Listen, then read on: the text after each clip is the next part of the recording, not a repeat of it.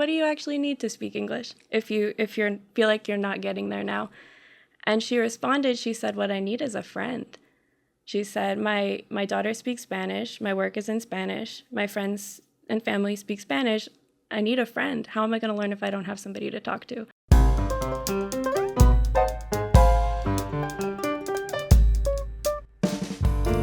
Welcome to Modo di Bere, the podcast about local drinks and local sayings.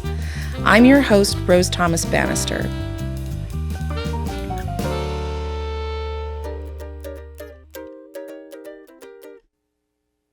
Today's conversation is with Lindsay Szper, an oral historian and co-founder of the Culture Without Borders Language Collective, an alternative community language school that believes the greatest tool for learning language is through friendship. I was so interested to hear about Lindsay's second language research project as well, which is an investigation into the real methods that adult language learners use to learn new languages. Lindsay grew up in Southern California as a member of a remarkably multilingual family. As you know, Modo di Bere is interested in idiomatic phrases, slang, so-called dialect, and the stories that these pieces of language can tell us about human culture.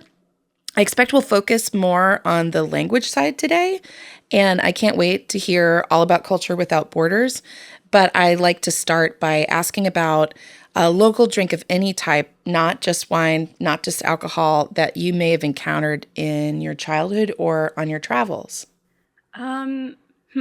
So you gave me a heads up on this question. And first I was going to answer a very boring answer that my favorite drink is seltzer water, which I suppose is actually a pretty New York local drink. I've never lived in a place where seltzer is so common as it is in New York.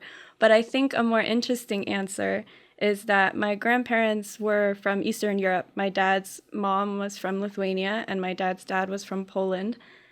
And one specific thing about them is that they would always drink their warm drinks out of, or not always, but they would often drink warm drinks out of clear glass mugs.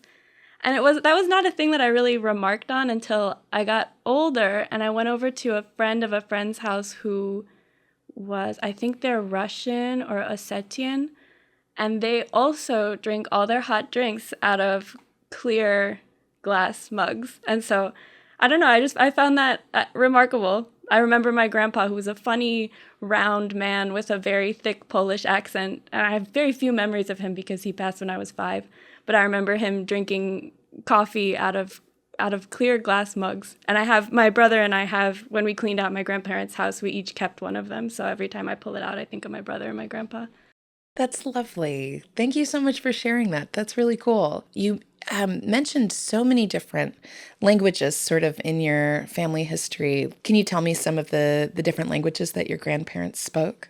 Yeah, sure. I grew up in a monolingual household. So my parents, I grew up in an English-speaking household. My dad knows some languages, but generally at home we spoke English. My dad's parents were extensively multilingual. So I don't even remember. I can't even give you the full list, but my dad's dad spoke 11 languages. Wow. The ones that come to mind now are Polish, Yiddish, English, Spanish, French, Swedish, oh goodness, German, a handful of other things. My grandmother spoke also Swedish, Polish, Lithuanian, English. What else? A whole host of things, really a whole host of things. Russian, they each spoke Russian. But in my immediate family, we spoke English at home. And I kind of grew up thinking that people from Europe were just very multilingual. And then as I got older, it became clear that the reason my grandparents spoke so many languages, on one hand, of course, was because they were good at it. And on the other hand was because of the historical moment they were born into. They were Jewish and they survived the Holocaust. And so their movement around the planet, right, is, of course, they had interest in language, but they also learned out of necessity and as a result of the political situations that their countries were in when they were growing up. Did you become interested in language as a child because of learning about that history, or did your interest in languages come to you later on? For me, language was an always thing. And I can't imagine that it doesn't have to do with my grandparents. I think first of all, just the fact that I'm an English teacher now. I'm studying to become an English teacher. And we're starting a language school. But I think I've thought a lot recently about the fact that my grandparents spoke an unusual version of English, I think really normalized for me the fact that people who learn English as a second language can communicate themselves fully and richly in a way that's different from the standard. But I think I'm not answering your question. I think language was an always thing for me. Like when I was in the second grade, my friends and I made up a language called Paparuga, and we would host little language lessons on the on the playground, giving people evaluations on how they were doing. Oh, that's marvelous. I was going to ask you about some encounters with idiomatic phrases or proverbs from your family experience that were funny or just memorable, but I have to ask you, do you remember any Paparuga? Oh my goodness. I do. It was that in order to greet people, you had to make this really specific sound, and you had to say Paparuga. And if people couldn't make that sound, they weren't able to pass the language exam. They had to keep taking it and taking it at recess until they could say that. That is brilliant and absolutely adorable. I'm so glad you shared that story with us. I didn't answer your question. It's funny. Maybe in oral history interviews, the way that they tend to go is that they're like winding and all over the place. So I feel myself doing that. But your original question was about where the interest in language came from and if it came from my grandparents, and I think the answer is absolutely. I think just my brother talks about their house. We made a movie about it, and he talks about how their house was like a museum, and it so was, especially my grandfather's things. He was an international lawyer in Poland, and then when he came here, he did various different jobs. I think my grandma said he worked in a pharmacy, that I'm not entirely sure. And ultimately, he ended up working as a social worker, helping other refugee families to get their papers and get the things that they needed to be citizens. And as tokens of appreciation for the work that he had done with them, people would give him a lot of things. So you would be in their house. We have videos of it. My brother and I took some videos as we were cleaning the place up. And it's sort of similar to your house. It's like you can travel all over the world just in one bookshelf of theirs, or they just had all these trinkets from all over the place that weren't meaningless trinkets that you pick up off, for example, the street of the Brooklyn street economy. It was like these objects from people from all over that had been specifically gifted to them. And my grandmother, I didn't know my grandfather well, but she had a wonderful memory for details, and so she could tell you where each of these objects came from. Sounds like a marvelous place. Yeah, it was a cool place. Wow, what tremendous people. I would love to see some of those videos sometime. Did you produce anything or share them anywhere, or was it just kind of for your own family, the movie you made with your brother? I hadn't originally planned to do anything with it. I'm very new to this whole landscape of media and art production. I was working in personal injury law and medical interpreting for the last 4 or 5 years. But I took a workshop class, an oral history workshop class, and that's what we made the movie for. My hope is to, I don't know, it's a pipe dream. We'll see if it happens. But my hope is I built some language learning resources around it, some little activities that people can watch our video and then practice translation, answer some conversation questions. So my hope is to eventually lead language workshops with that as a text that people can learn from, and hopefully further out, once I'm more comfortable with production and know a little bit more what I'm doing or connect with people who know what they're doing, to put on some sort of workshop where people who are learning language can make their own audiovisual autobiographical essay just out of their own conversations, because our video is Jay and myself, that's my brother's name. It's us talking about my grandparents, overlaid with videos of the house. And I'm an amateur. If I can do that, somebody else can do that. So my hope is to eventually make a workshop where people learn language and practice language and translation through that process of producing a piece of media that's personally meaningful to them. Well, we love pipe dreams and amateurs here at Modo di Bere. In fact, as I was looking at some of the materials for the language school that you co-founded, I love the way that you talk about second language learners as experts, and you're calling them experts, which I thought was really beautiful. Maybe you could just tell us, introduce a little more about Culture Without Borders and the Second Language Research Project. Sure. Thank you. And thank you so much for asking and giving me an opportunity to talk about these things and articulate them. Culture Without Borders Language Collective is a community initiative, or it's a thing that I got started with some friends, many of whom were students in a ESL class I was teaching at the time.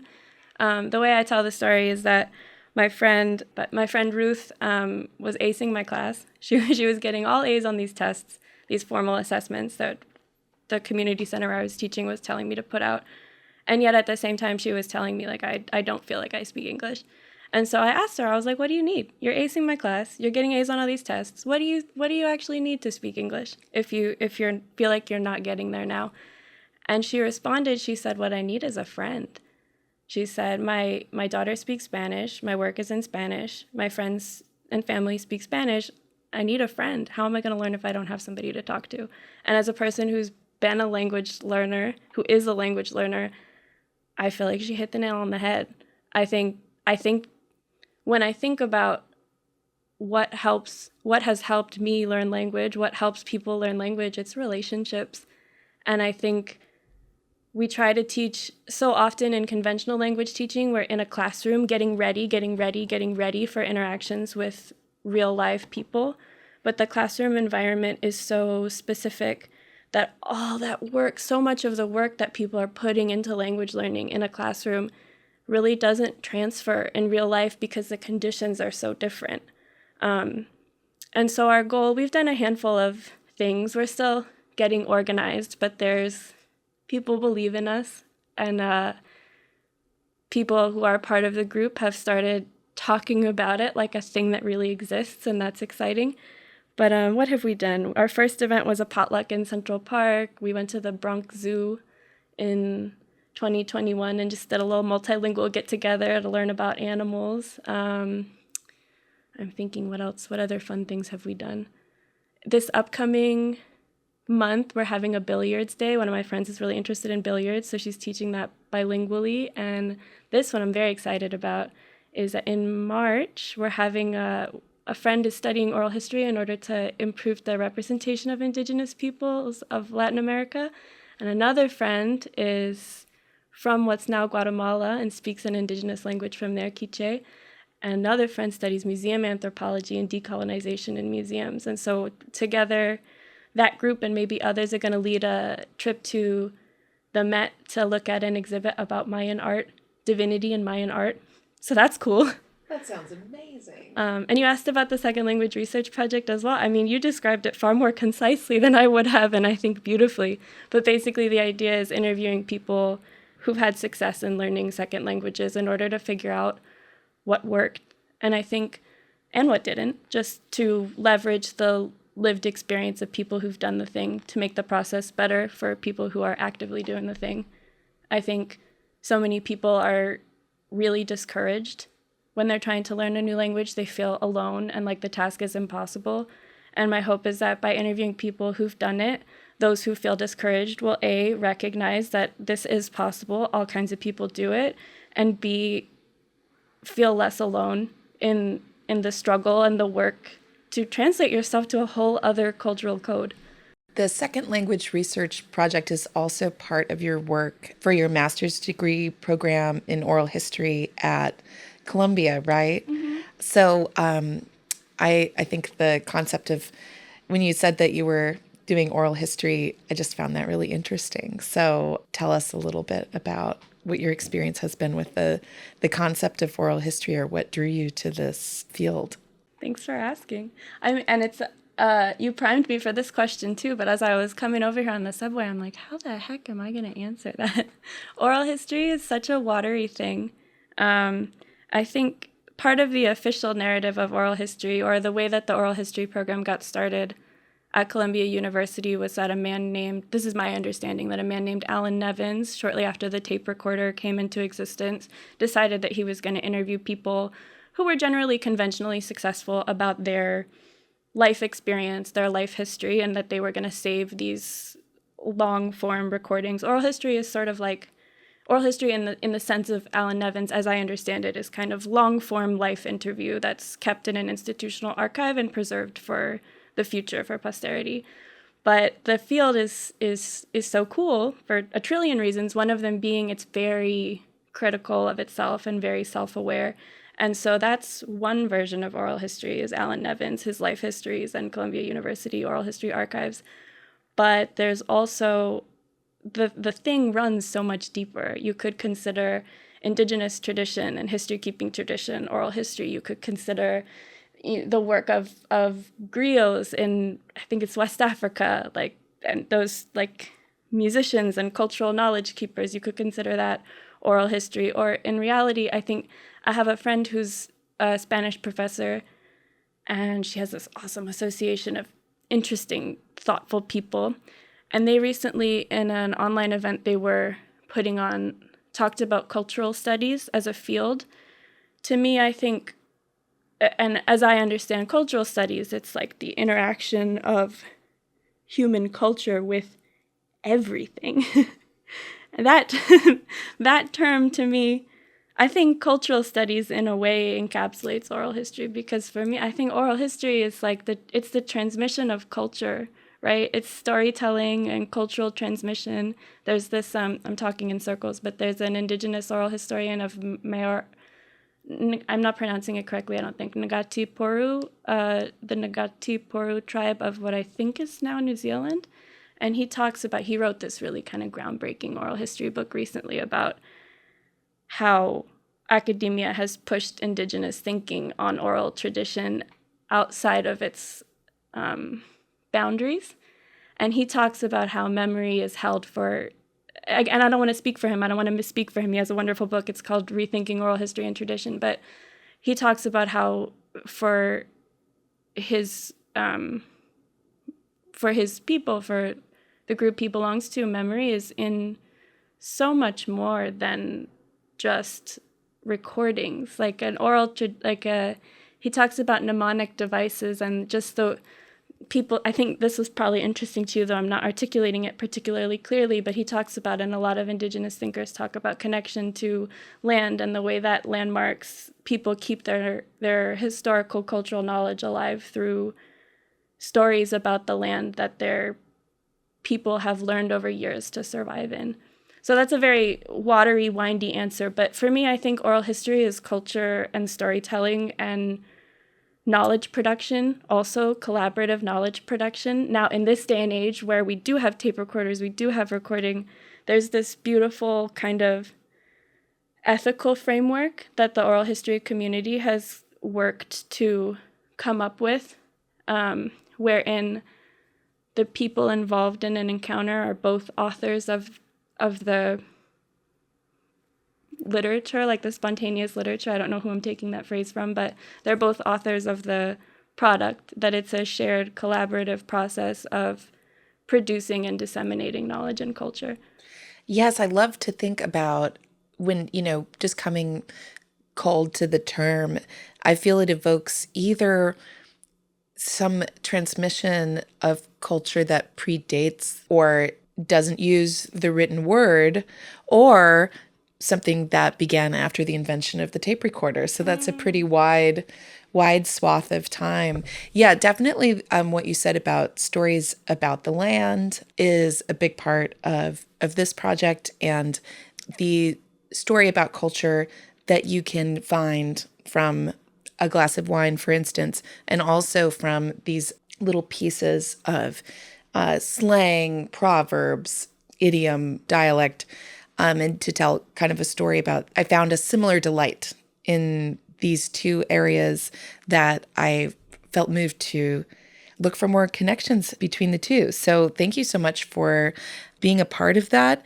I feel like my professional work and connections lately have been much more in wine, where the language interest has been what I considered more of a hobby, but maybe that's not such an important distinction as I've been talking to you. I've spent a lot of time on both pursuits, and they clearly impact one another enough that I decided to start a podcast about it. Coming back to your characterization of adult language learners as the experts on on their experience, I wanted to turn around one particular question that I know you use in your second language research project back to you and just say, are there any particular stories that you would like to share about your experience learning languages, and what languages did you speak? And I would love particularly for you to speak to something you mentioned about your grandparents' English as well, which I think might speak to this concept I found in the materials you sent me about the culture without borders.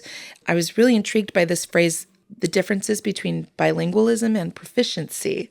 And I think even now I'm thinking of a moment where I will have arrived at full fluency. And it seems like maybe you have some different ideas about how to think about that. And I just asked you 7 questions in one. Pick up anywhere you would like. Awesome. Thank you for asking me this question. They told us in school, one of the first things they told us in the oral history fieldwork class was that if you're going to interview people about something that's relevant to your own life, you'd best get interviewed about that thing. So I really appreciate the question. I'll start with the question I remember, which is, what's the last thing you asked me? Oh, well, let's say there's 2 questions. I want to hear from you about the difference between bilingualism and proficiency. Yeah. Maybe we'll start there, and then Okay. We'll get back to your own experience learning language. That's perfect. Thank you. Bilingualism and proficiency. So I asked people this question because I have kind of an answer in mind, and I wonder if it tracks with other people's experience. For me, proficiency means being able to get your point across and being able to practically exist in a language and get your practical needs met. Whereas bilingualism has more to do, for me, with the translation of self, like a capacity to express yourself, a real authentic version of yourself in a different code. And from my perspective, I think a lot of conventional language teaching focuses on proficiency. And I think that's because a lot of conventional language teaching is compulsory education and workplace readiness training. I think a lot of the ways that we're taught to interact with people across languages are transactional. And I think that's not just for English speakers learning Spanish, for example, who very early on, and this is practical, you need to know how to do this, but who very early on are taught how to order something in a restaurant, how to ask the price for something, just how to do very basic transactional things. Or if I look at what people tend to be studying, or what people were studying in the class I was teaching for beginner learners of English, they're learning, and again, these are practical necessary skills, but they're learning about how to prepare for a job interview, how to, what vocabulary you need in order to rent a new apartment. And granted, those are important things to know how to do. But I personally think the emphasis on these sort of transactional modes of interaction is misplaced. I think what people are going for, and I can't speak for people, I can speak for myself, what I'm going for when I'm learning a new language is to be able to express myself, to be able to make someone else who's sitting in front of me and listening to me understand who I am as a human being.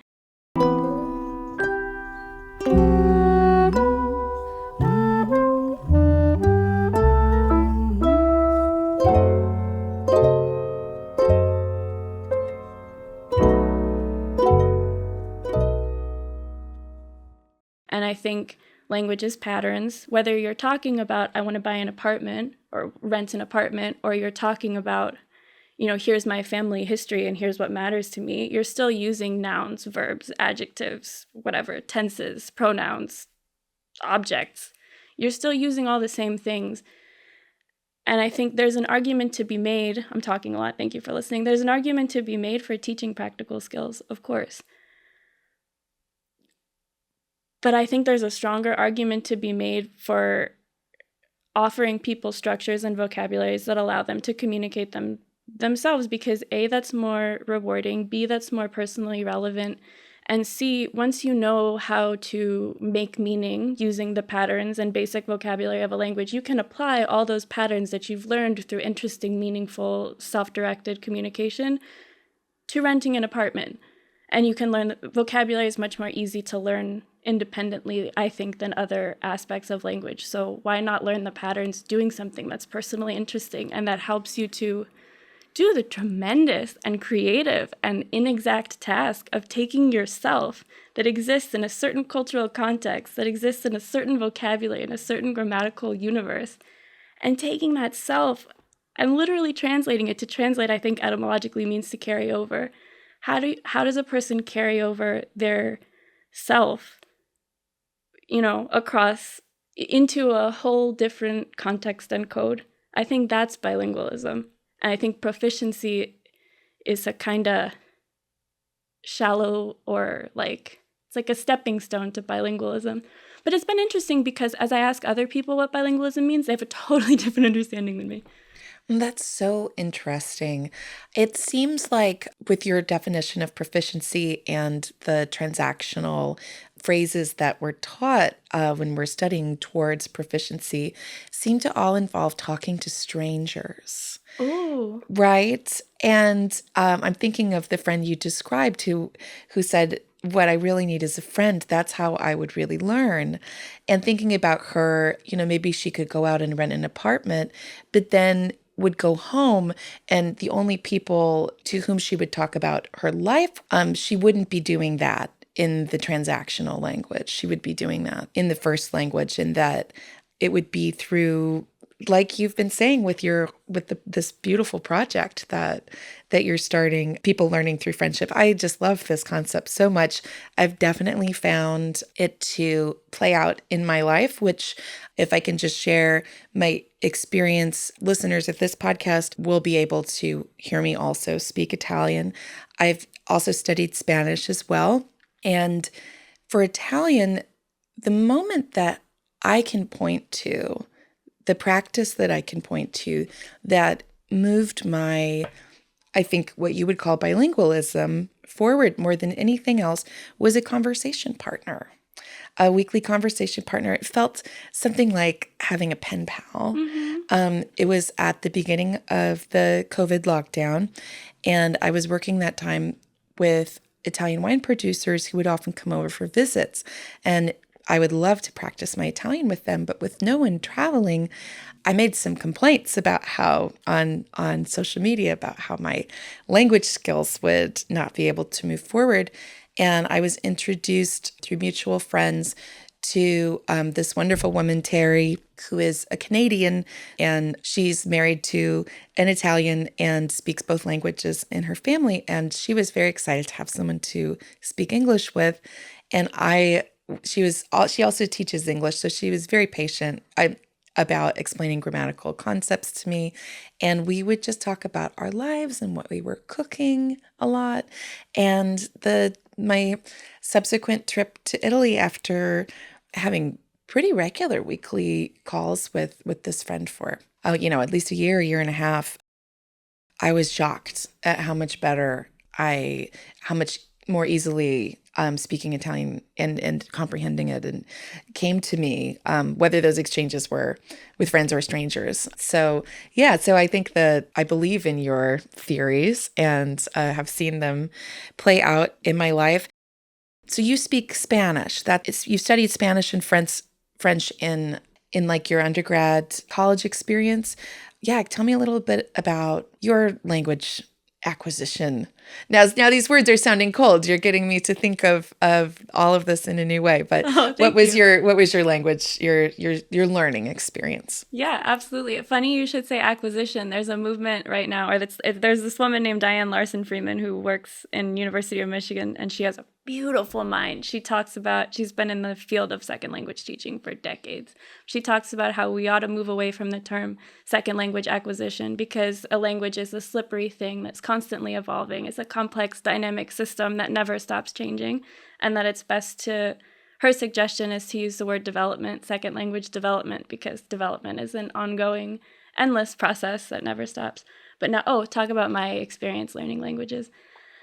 I was lucky. I had my grandparents, and their existence and their multilingualism, I think, made multilingualism feel very possible to me in a way that it doesn't necessarily feel possible or attainable to people who grow up in a monolingual house. And I'm sure I gravitated toward language because they did language in the same way that people often gravitate towards what their parents do for a living or what their family has done. But I was lucky in kindergarten. I started learning Spanish in kindergarten. I went to a small private school, K through 12, and their language program promised us that we would be, if we stayed at this school and we participated in their Spanish program, by the 10th grade, we would be fluent in Spanish. And they delivered. I mean, we started in kindergarten. I had fun, wonderful, lovely, encouraging teachers who for 45 minutes, basically every school day, would just talk to us and do fun stuff in Spanish. I was interested in it anyway, and I think it came naturally. But what worked for me, I think, from that program was that for, goodness, what's 10th grade plus kindergarten? For 11 years, I was in a continuous program where the instructors knew exactly what page we were on in the textbook from, the start of every school year. So it was a very continuous program where they, little by little, piece by piece, helped us understand how the language worked and gave us the necessary vocabulary. But that took 11 years, right? So it was extremely effective for me, but it took 10 years. And I think a lot of people, I might venture to say most people, don't have 10 years to learn a second language. They're here and they have to know now. So I felt a bit, torn isn't the word, but I do recognize that my experience as a language learner worked and was wonderful, lovely, and enriching. But I think it's not the route for everybody. So I learned Spanish that way. I learned French. I started taking French instead of a free period in high school, and then I got to go to this 1-month French immersion summer camp when I was in about the 11th grade, where they were pretty strict about it. They didn't let you call your parents except like certain times of day. All English language material was contraband. You couldn't have an iPod if it had any English on it. And we learned quick. By a week into it, I think I went into that with 1 semester of elementary French, and by the end, I guess I was more or less bilingual, at least proficient. That's French. What else? I've studied other things. I've studied Russian, I've studied German, I've studied Portuguese. My grandma tried to teach me German, but it ended up being me going to her house every day for a summer and her speaking at me in German and me just saying, ja, Großmutter, nein, Großmutter. What else? The project for right now is American Sign Language. A friend of mine is from Colombia originally, or, I think he might have been born here, but he has roots in Colombia and he's been back and forth in his life. So he knows Colombian Sign Language, American Sign Language, English, and Spanish. Now he's working on Russian and Russian Sign Language. He's unbelievable. But all that to say, he's helping me with sign language. Sign language is fascinating. Oh my God, that's so inspiring and cool that you've been able to follow in the footsteps of your family and have interest in so many different modes of cultural expression. I'm wondering, for anyone who's thinking, wow, that's amazing for you. I'm just trying to learn one language and I'm feeling very intimidated. I do love, though, that you gave 2 examples from your own life, one which was a very long term and one which was really fast. And they both achieved something for you in terms of proficiency, your experience with the school versus the short-term camp. I wonder if anyone is just feeling a bit discouraged, what can you share from your research to date that can encourage someone with a sense of possibility? Would you encourage people to, instead of thinking of some vague, I'll be able to speak this language like a native and then I will have arrived, versus maybe a more specific goal for themselves? That's a beautiful question. And that's well noted that in my own experience, I've done the thing in more than one way. I think the biggest thing right now that I feel motivated to communicate to people is that there is no one way to do this. There's no one way to learn a language. In fact, that woman I was telling you about, Diane Larson Freeman, who I think has a beautiful and complex and interesting mind, has done some really interesting technical studies on people's trajectory in language learning. And when you graph individual people's learning on like a line graph, visually you can see represented that each person's journey is different. Each student is focusing on what's interesting to them, what's natural for them, what's relevant for them. And the way that education is structured in so many of our formal educational settings is on a rigid one-size-fits-all timeline. So I think, number one, you can do this however you want. And especially for people learning English, I think this is true. This is true at least for all the languages that I've studied, that they're in the age of the internet, there's a vast media landscape, really, in any language that you're interested in. But English especially, my goodness, for better or for worse, the media landscape of English is so vast. You can learn about anything that interests you in English. And so I think, first of all, find something interesting. My friend, I think it's okay to say this too, her name's Raina, my friend Raina, what she emphatically tells people is like, find something fun. Find something that you actually genuinely find fun. It doesn't matter if you don't understand the thing you're watching 100%. Pick a topic you're interested in, go on YouTube, and spend 5 minutes, even if it's just 5 minutes, learning about something that you know is interesting to you and seeing what you can pick up on. So I think remembering that there's no one right way to do this. There's many ways to learn a language as there are people and then some. Finding things that are fun and genuinely interesting to you as a person. Giving it time every day. You've just heard the first part of my interview with Lindsay Szper of the Culture Without Borders Language Collective. I will put links to all of Lindsay's references in the notes for the episode. Thank you so much for listening. If you're enjoying the show, please tell a friend, spread the word, tell people about the podcast. If you're a student of Italian, you can also listen to these interviews side by side, the English and Italian versions, as a language learning tool. Wherever you go and whatever you like to drink, always remember to enjoy your life and to never stop learning.